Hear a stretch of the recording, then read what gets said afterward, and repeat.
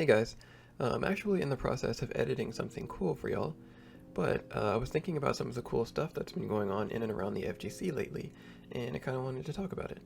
Namely, a Pokimane becoming co-owner of Evo, and MoistCr1TiKaL sponsoring Hotashi, which is all just super cool.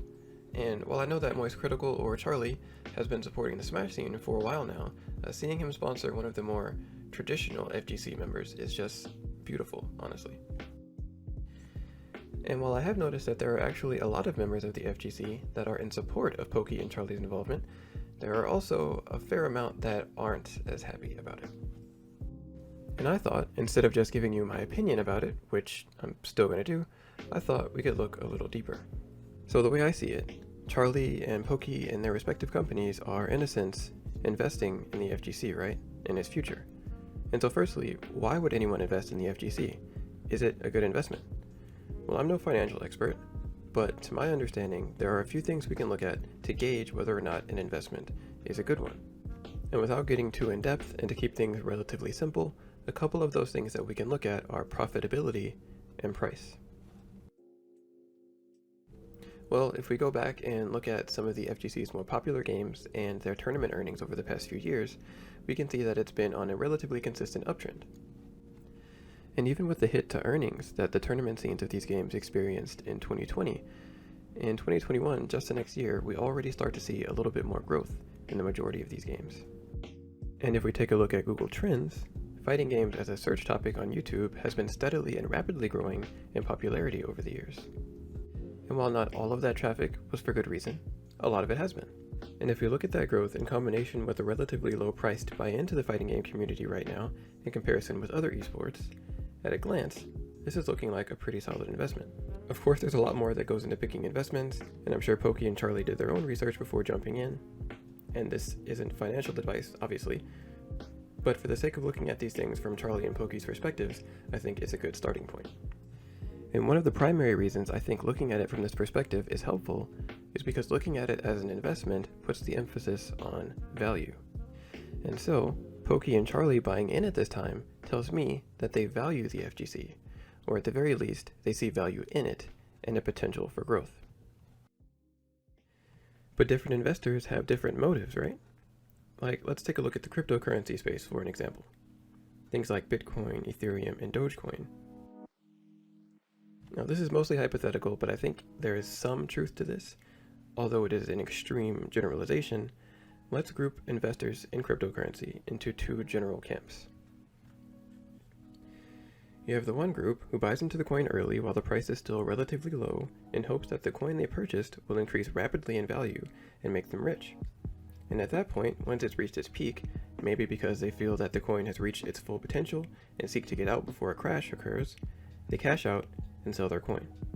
And again, I'm aware that this is an extreme generalization, and I'm also not saying that this is not an effective plan. Although a bit of a gamble, a lot of people have gotten rich this way. But this hypothetical investor bought this coin seeking to increase its value with the sole intent of making a quick buck. And on the other hand, we have the second group, who, much like the first, bought into the coin early while the price was low, again with the hope of some return on their investment, as is the case with any investment. But this group primarily bought into the coin because they believe in the mission or the thing that coin is trying to accomplish or the technology that supports it. So this isn't a gamble or a get-rich-quick scheme. For this type of investor, they truly believe in the coin and the technology behind it and the value that it could potentially bring. And I would think that this type of investor would hold on to that coin, regardless of whether it performs poorly in the short term or even if it shoots to the moon overnight and quadruples its worth. They're still going to hold on to that coin because they truly believe in it. That said, what type of investors are Pokimane and MoistCr1TiKaL? I listened to Pokimane talk about the mission statement of RTS, the company that she co-founded and in which acts as chief creative officer. And I've also listened to Charlie talk about the motivations behind the formation of Moist Esports, as well as his other company, Human Media Group. I'll link some videos where they discuss that in the description so that you can look into that for yourself. But hearing them talk about these companies and why they started them makes me incredibly hopeful that their involvement in the FGC will not only benefit the community and the players that they put on, but may very well be the help that we need. For instance, a common thread in regard to motivation between RTS and Human Media Group is that both Pokimane and MoistCr1TiKaL saw other talent management agency companies and those like them taking advantage of the very same creators they advertised to help. And their companies were born out of a desire to keep creators from falling victim to those predatory practices and to provide real assistance. We noticed pretty much everyone that worked in the online field, friends of mine, were just getting taken advantage of left and right and very predatory, taking advantage of everyone who worked in the online field. So Matt and I wanted to come up with a better way of helping these people follow their dreams and make it a financially viable career.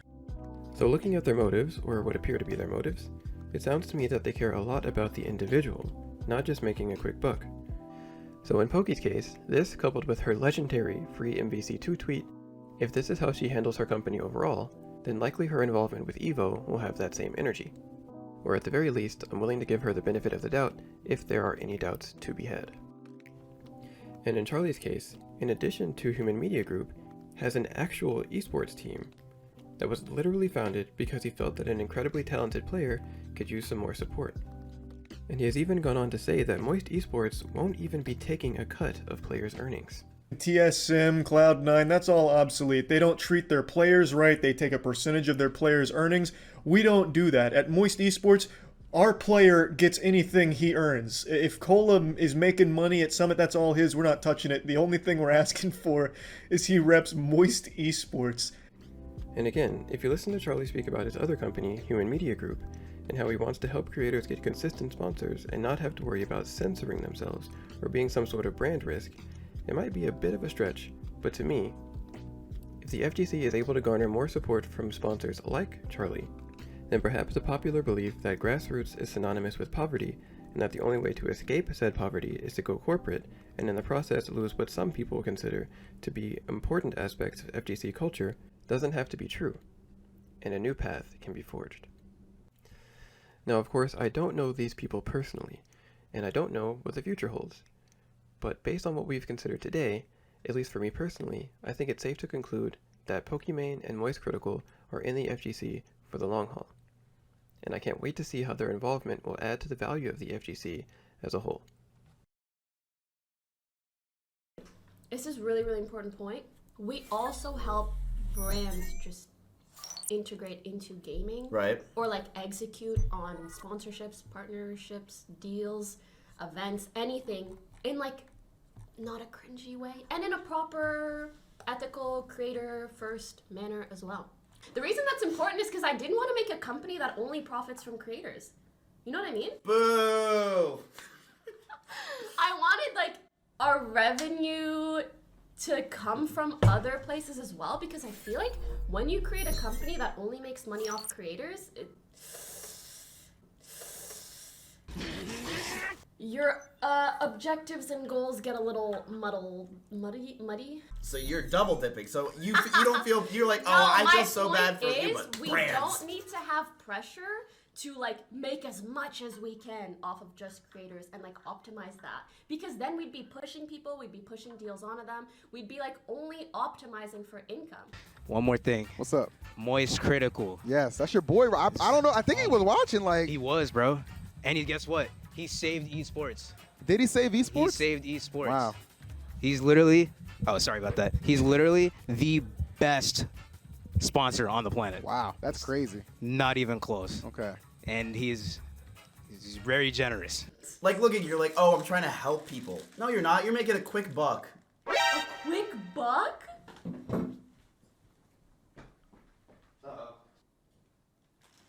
It was a joke. It was a joke. It was a joke. It was a joke. It was a joke. It was a joke. My eyes leaking. It was a from joke. Sunscreen again. No. It's obviously I'm not upset. No, But I'm if very- you think I'm actually very this proud of makes you a quick buck, you're trolling.